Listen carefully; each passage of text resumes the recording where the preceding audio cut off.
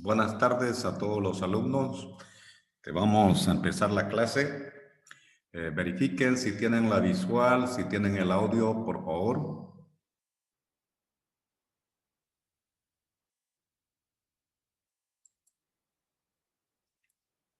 A ver, algún alumno, Mayra, Patricia, ¿tienen la parte visual, tienen la parte del audio, todo normal? Sí, licenciado, todo normal, se escucha y se ve bien.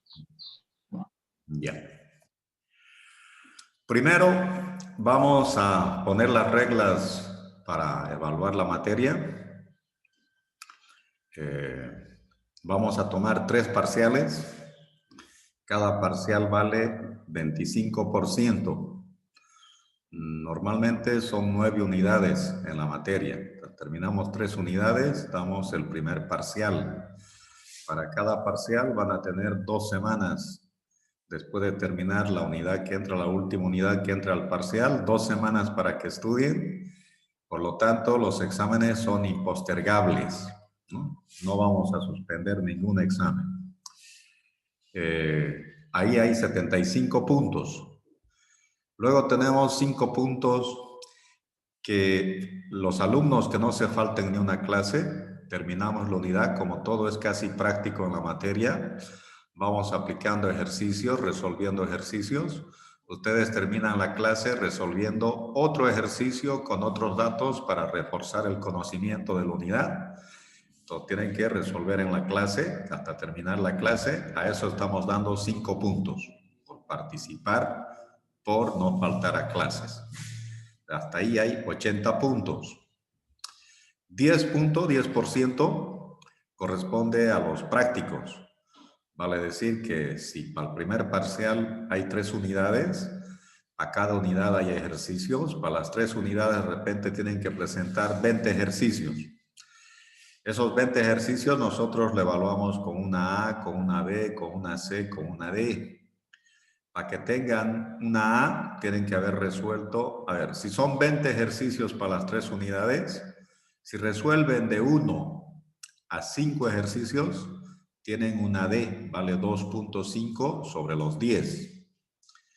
Si resuelven de 6 ejercicios hasta 10 ejercicios, tienen una C. La C significa que vale 5 puntos sobre los 10. La mitad más o menos han resuelto, quiere decir. Si resuelven de 11 a 15 ejercicios, tienen una B. El puntaje que corresponde es 7.5 sobre 10. Si resuelven de 16 a 20 ejercicios, tienen la A, que vale los 10 puntos completo. Entonces tienen que mantener los 10 puntos en este caso, porque van a tener también ayudantía para salir de dudas, para que vayan resolviendo los ejercicios. Entonces solo es cuestión de voluntad, ¿no? De hacer los ejercicios, de resolver los ejercicios para que vayan aprendiendo la materia. Hasta ahí hay 90 puntos. El práctico lo van a presentar cada parcial. En el primer parcial tienen que tener los ejercicios resueltos. Si lo presentan ese día del parcial, tiene la nota que corresponde. Hay alumnos que de repente no lo tienen completo, no lo terminaron, no lo presentaron. Pueden presentarlo después, pero ya no vale lo mismo. Todo lo que presenten después, la mitad, sobre la mitad vamos a evaluar, ¿no? Para que se acostumbren, para que tengan disciplina, para que sean responsables. En ese sentido, lo que estamos penalizando, la mitad de los puntos si no presentan en el tiempo que corresponde. Y finalmente, los 10 puntos que faltan sería para el trabajo de investigación. Como está prohibido juntarse ahora, antes hacían el trabajo práctico entre 3, el trabajo de investigación entre 3 alumnos. Ahora lo van a hacer individualmente. Los modelos, los problemas que van a medir, yo se los voy a dar, ¿no? O de repente ustedes si tienen interés en algún problema en particular, bueno, va a tener que salir de sus textos, de sus materias que ya han avanzado ustedes. No se van a inventar absolutamente nada. Entonces, el trabajo de investigación significa lo que estamos avanzando teóricamente, todas las unidades, cómo lo llevan a la práctica. Vamos a llevarlo a la práctica con ese trabajo de investigación, que más adelante vamos a explicar en qué consiste, qué es lo que tiene que tener el trabajo de investigación, de dónde van a levantar datos, y lo que vayamos avanzando ya van a ver cómo se mide, cómo se calcula, cómo se cuantifica el modelo. Entonces ahí están los 10 puntos que tienen que presentar el último día, el día del examen final, para que sepan con cuánto están entrando. Y la bibliografía que vamos a utilizar es el de Damodar Gujarati. Es el libro más sencillo que existe para aprender econometría. Nosotros estamos aprendiendo introducción a la econometría, porque si van a la maestría van a llevar econometría 2. Y si siguen en el doctorado, van a llevar econometría 3. Así funciona la materia. Entonces nosotros vamos a dar la parte básica de la econometría y en ese libro es lo más sencillo posible para aprender. De todos los libros que yo he podido darle una ojeada, a Johnston, Madala, Novales, es un poco más complicado que el de Gujarati. El de Gujarati es sencillo para aprender. Está a la venta en los puestos de venta que está alrededor de la universidad, esos libros piratas que venden, 50 bolivianos vale. Entonces ustedes le piden la última edición y en todo caso sería la primera parte del libro para nosotros lo que vamos a avanzar. Empezamos con la primera unidad, introducción a la econometría, que son puros conceptos. Significa que con esta unidad ustedes tienen que familiarizarse los conceptos que se utilizan en la materia. A lo largo del semestre, los conceptos que vamos a ir utilizando. Se tienen que acostumbrar, se tienen que familiarizar a utilizar esos conceptos de la materia. Empezamos con econometría. ¿Qué es econometría conceptualmente? Medición de la economía, dice. Cuantificación de la economía quiere decir. Medición de la economía quiere decir. ¿Está bien? Determinación de sus coeficientes de la economía quiere decir. Medición de la economía. ¿Qué es economía para nosotros? En este caso está diciendo la econometría es la medición de la microeconomía. La econometría es la medición de la macroeconomía. La econometría es la medición de la comercialización. La econometría es la medición de las finanzas. La econometría es la medición de la producción. La econometría es la medición laboral. ¿no? De la parte laboral. Entonces, ustedes a lo largo de su formación, hasta que salgan, hasta que terminen su plan de estudios, tienen más de 30 materias que son teorías, es pura teoría. En esas teorías que van avanzando según su materia, esas teorías lo van explicando a través de problemas económicos. En esos problemas económicos hay variables que están relacionadas, variable dependiente con variables independientes. Entonces, la econometría es como una herramienta de trabajo. Es una herramienta que sirve para medir las diferentes materias que están llevando. ¿Está bien? Hay materias que son solamente teoría, micro es teoría solamente, macro es teoría. ¿Qué es lo que van aprendiendo en microeconomía, macroeconomía? Por ejemplo, en micro, la demanda de un bien depende del precio, depende del ingreso de los consumidores, depende del precio si es un bien sustituto, depende del gusto de los consumidores, ¿no es cierto? La demanda es la variable dependiente. El precio, el ingreso, el precio sustituto, el gusto de los consumidores son las variables independientes. Y en microeconomía ustedes han ido moviendo cada Y, que es la variable dependiente, con el precio. Mientras el ingreso, el precio sustituto, los gustos de los consumidores está constante, está ceteris paribus, decía. ¿Qué signo tiene la demanda con el precio en competencia perfecta? Su signo es negativo. ¿Por qué? Porque si sube el precio, como se encarece el precio del producto, van a demandar menos, ¿no es cierto? Negativo. De memoria es negativo en competencia perfecta. Esos signos es lo que han aprendido en microeconomía, en macroeconomía. Teóricamente, ¿qué signos debe dar como resultado? Por ejemplo, si la demanda están relacionando con el ingreso, mientras las demás variables permanecen constantes. El precio del bien está constante, el precio sustituto está constante, los gustos de los consumidores está constante. ¿Qué ocurre cuando aumenta el ingreso? ¿La demanda aumenta o disminuye? ¿Qué dicen? Si a mí me aumentan mi sueldo en la universidad, ¿yo voy a comprar más o menos?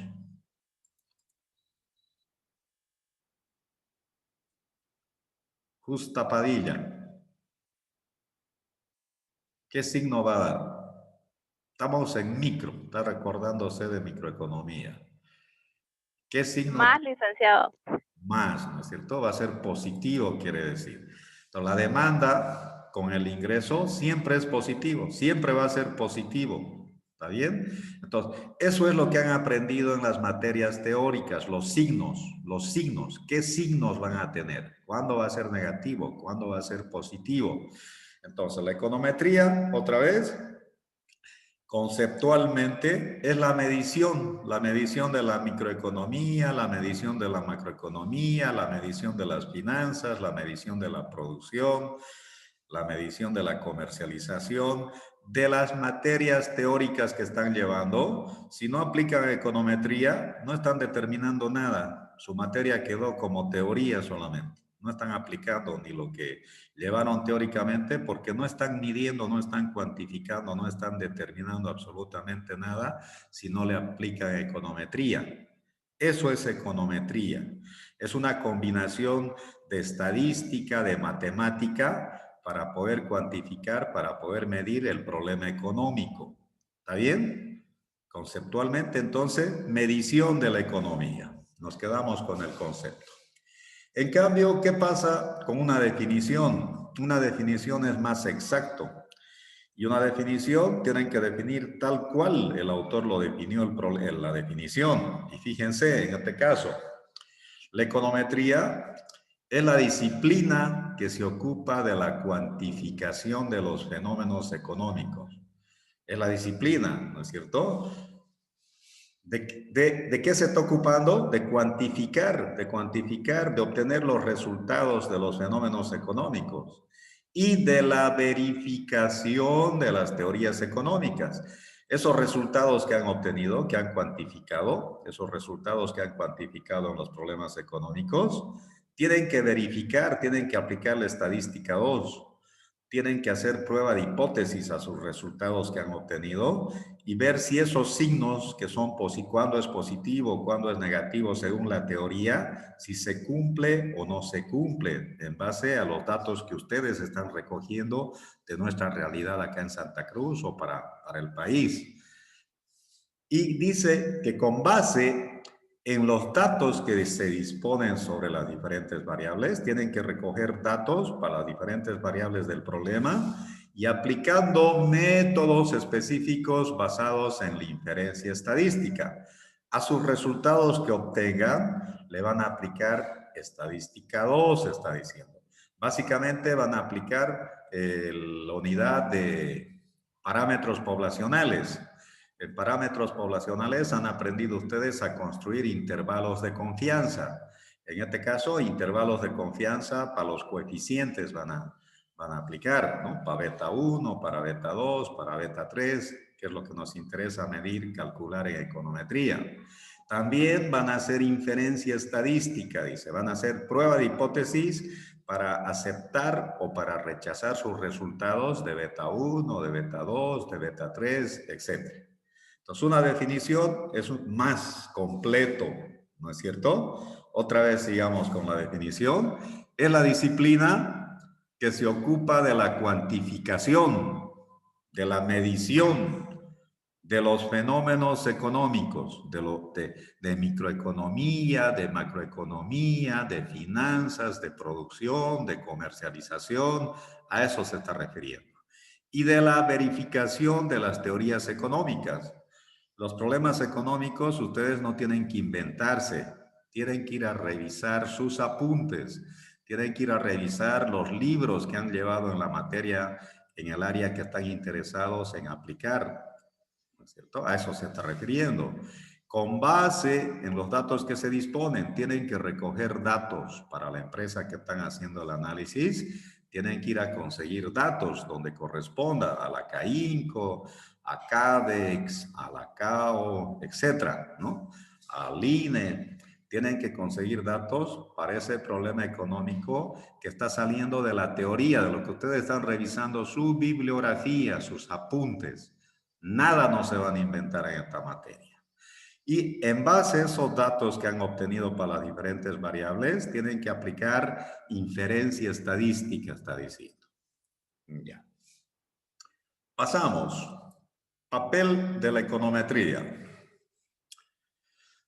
Si ustedes aprenden la materia, ¿qué es lo que tienen que hacer? Quiere decir, ¿qué van a hacer con la materia? Entonces, cuando ustedes están desarrollando un trabajo de investigación, están analizando un problema económico, tienen que seguir los siguientes pasos. ¿No? Es como la metodología, su metodología de la econometría más o menos es. Desde el primer paso hasta el último paso, ¿qué se hace?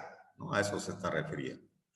Primero, tienen que plantear los objetivos, dicen, su trabajo de investigación.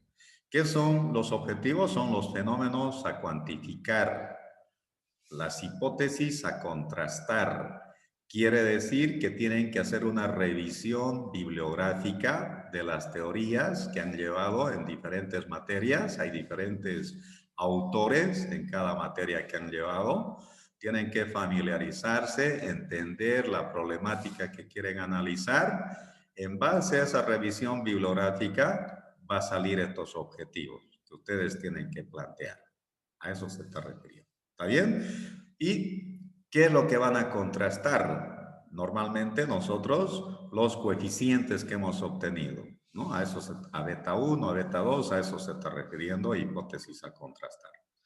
El segundo paso, ¿qué es lo que tienen que hacer en el segundo paso? Tienen que plantear un modelo en base a la revisión bibliográfica, tienen que plantear un modelo que cubra los objetivos que se están proponiendo ustedes. El modelo tiene que cubrir a los objetivos para que cuando ustedes les están revisando su trabajo de investigación, los objetivos en todos los capítulos que han ido desarrollando, están revisando si le está haciendo hablar a los objetivos. si efectivamente se está cumpliendo los objetivos en todo el trabajo que están investigando, si se da o no se da. Y bueno, esos objetivos, ya saben, tienen que salir de su teoría, de sus apuntes, de sus libros que han ido llevando en cada materia. Paso 3. Del modelo teórico que ya tienen de la revisión bibliográfica, ya han revisado los diferentes libros si están interesados en el área de microeconomía, de los diferentes autores que existen, en la demanda, en la oferta, etcétera, ya lo han revisado, entonces tienen que hacer la especificación econométrica. La especificación econométrica simplemente es ponerlo como un modelo matemático, como una función.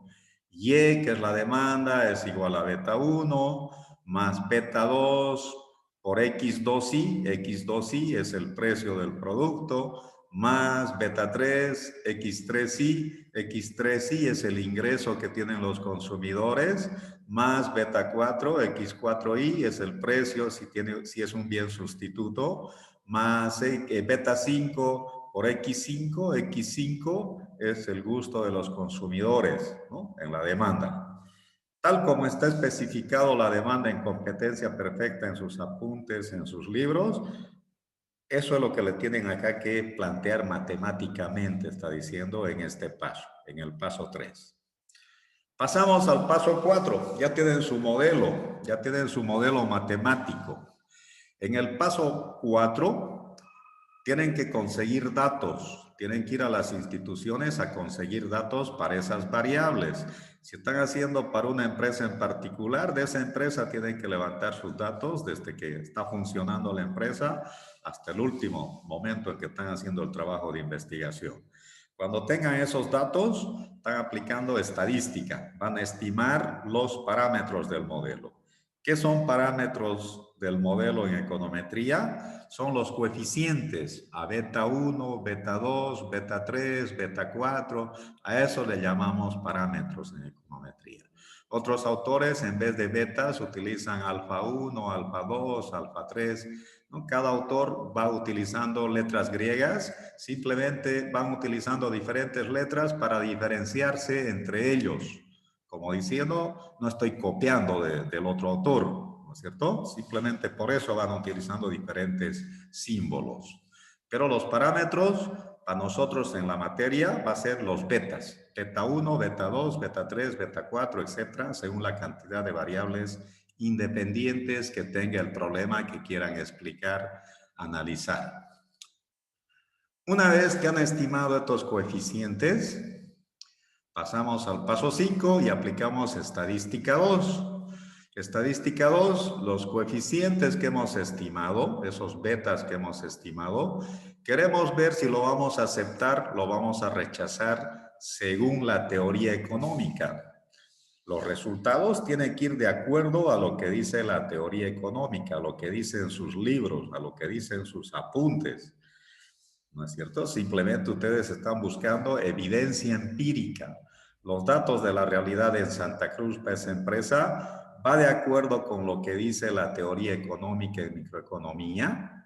Eso es lo que estamos haciendo. No hay por dónde nos perdamos. Ya tenemos la teoría, simplemente estamos aplicando econometría para cuantificar, para determinar sus resultados. Esos resultados que son positivos, negativos, vamos a verificar con las hipótesis si va de acuerdo, no va de acuerdo con lo que dice la teoría económica. Si la teoría económica, las hipótesis las validan los coeficientes, entonces pasamos al paso 6, quiere decir que el modelo sirve para predecir, funciona para la realidad, para el problema que estamos analizando, interpreta la realidad que estamos analizando, por lo tanto, podemos predecir al futuro, ¿no? Para el siguiente año, para el siguiente mes, etcétera, depende de cómo estén analizando los datos, si es semanal, si es quincenal, si es mensual, si es bimensual, si es trimestral, si es anual, los datos, cómo lo están recogiendo. Ya. Pasamos a otros conceptos. ¿Qué es lo que tiene que tener un modelo económico? Nosotros, cuando analizamos problemas económicos en econometría le llamamos modelos económicos. Estos modelos económicos requieren 4 etapas. Dice. ¿Qué se hace en la primera etapa? En la primera etapa, primero tienen que hacer la especificación del modelo. Tienen que establecer relaciones funcionales de las variables dependientes e independientes. En el área que están interesados en analizar, en esa área, ¿a qué materia corresponde? Tienen que preguntarse.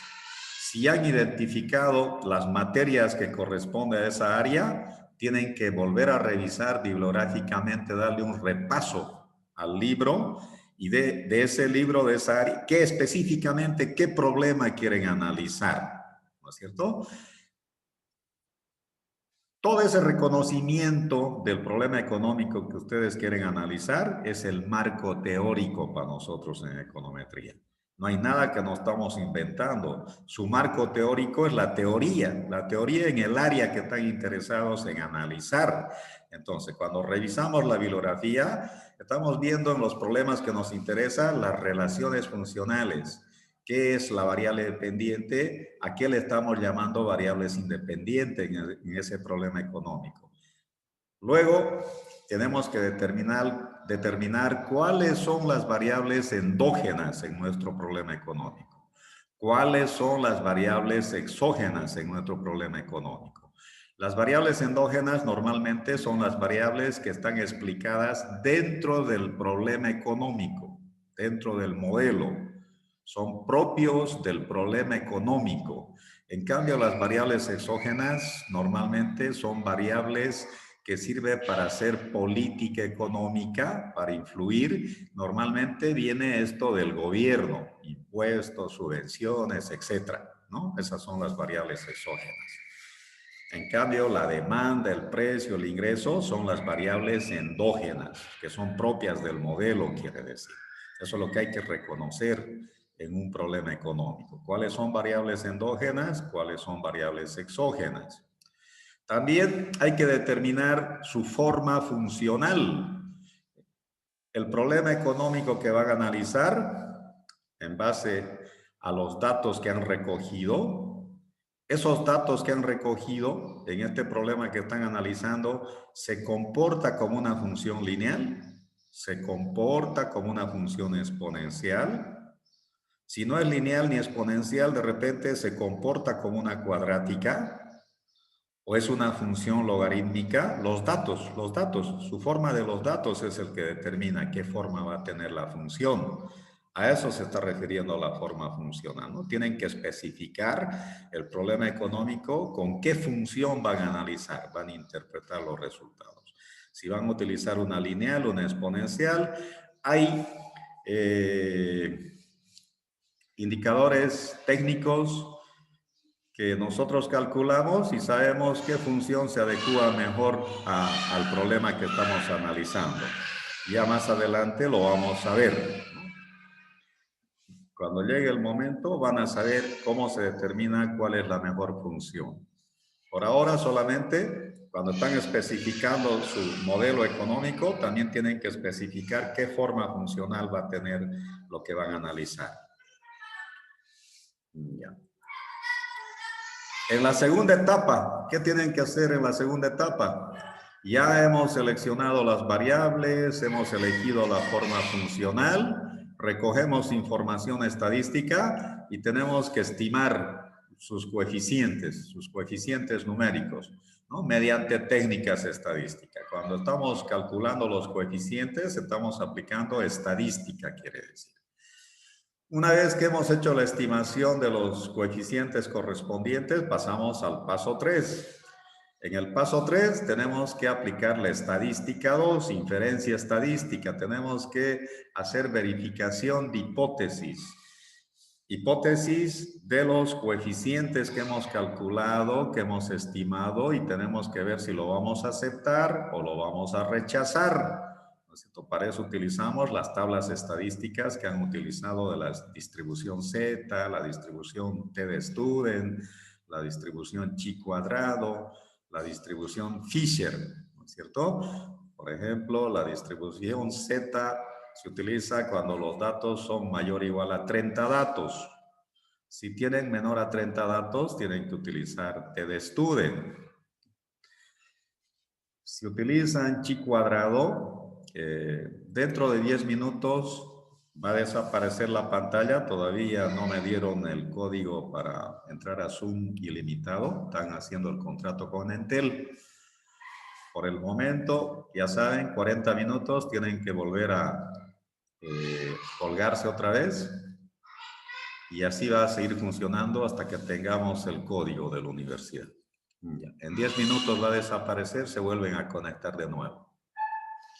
Entonces, en la verificación, otra vez, los coeficientes que han estimado están aplicando pruebas de hipótesis para aceptar o rechazar, ¿no? Con las tablitas. Estábamos diciendo, Z se utiliza cuando tienen mayor o igual a 30 datos. tdstudent van a utilizar cuando los datos que están analizando es menor que 30. Chi cuadrado se utiliza cuando están analizando la varianza de los coeficientes que han estimado, para una varianza. Fisher se utiliza cuando están analizando dos o más varianzas. Esas tablitas las tienen ustedes de estadística 2. Acá también lo vamos a aplicar para hacer las pruebas de hipótesis correspondientes para los coeficientes, los parámetros que para nosotros son beta 1, beta 2, beta 3, beta 4 en el modelo, en otros modelos que vamos a proponer. Y finalmente, si todo está en orden, aceptamos las hipótesis según la teoría, va de acuerdo a la teoría los datos que hemos recogido, podemos predecir. El modelo sirve para predecir, ¿no? Para poder pronosticar eventos económicos futuros. Ya. ¿Qué más? En econometría hay 3 tipos de información que se manejan, 3 tipos de base de datos que se manejan. Entonces, tienen que aprendérselo. Esos 3 tipos de datos son las series de tiempo, los datos de corte transversal, los datos de panel. ¿Qué son los datos de series de tiempo? ¿A qué se está refiriendo?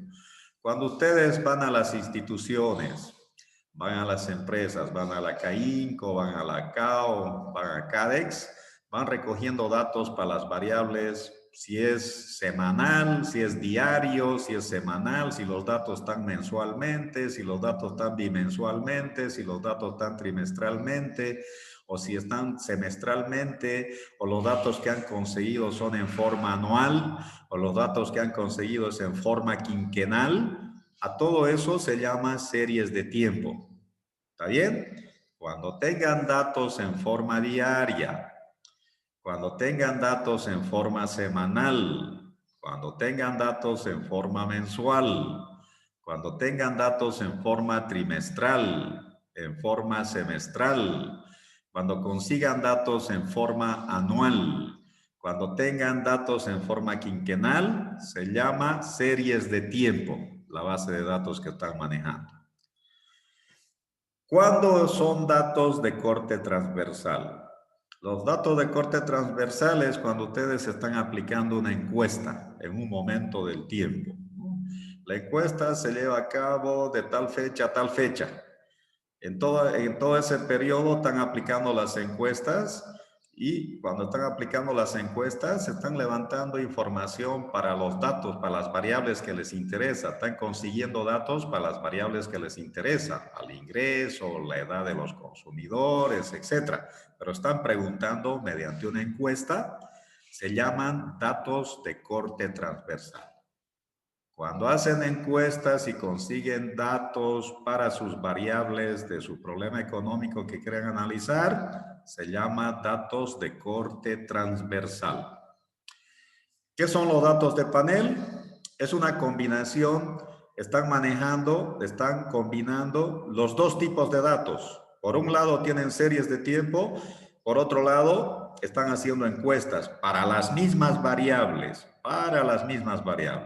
Cuando están mezclando estos 2 tipos de información, se llaman datos de panel, ¿no? Esos son los conceptos que tienen que estar claros en la materia. Y finalmente, tenemos que saber ¿cuáles son las funciones más utilizadas en econometría? Ustedes lo que han utilizado en introducción a la economía, micro 1, micro 2, macro 1, macro 2, la lineal han utilizado, ¿no es cierto? Todo el tiempo han estado viendo lineal. Si esto es negativo de acá, menos beta 2 es una función de demanda. Como este es positivo, es una función de oferta, ¿no es cierto? Así funciona.